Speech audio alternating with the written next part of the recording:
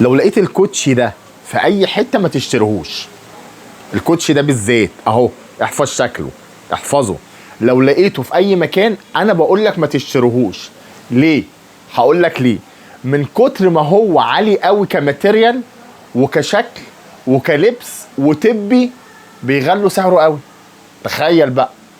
عشان كده اول ما تشوفه احفظه، ما تشتريهوش الا اذا لقيته ب 400 جنيه.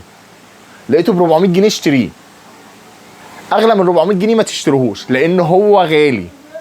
ليه؟ عشان الخامه دي. تعالى يا انس، تعالى. عشان الخامه دي. بص يا انس، حاول توريهم كل حاجه اهي. عشان الخامه دي، بص باينه باينه. تمام. بص بقى اهي بالراحه اهي. تمام اهي. هات بقى من تحت من هنا. والفوم ده تمام. ايوه الشكل باين صح؟ اهو شكله باين والوانه اهي. خلاص.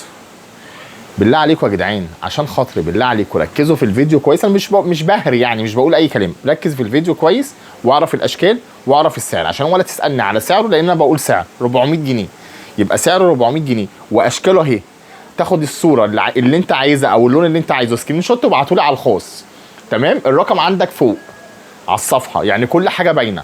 والعنوان برضو انا بقوله كل مره في اخر الفيديو، هقول لك العنوان. يبقى احنا اتفقنا ان احنا لما نلاقي الكوتشي ده يا اما هنشتريه ب 400 يا اما مش هنشتريه. خلاص. سنتر المصطفى، اسكندريه، خورشيد، شارع السوق، كوبري ال 30، شارع ورشه الحاج نبيل. سلام عليكم.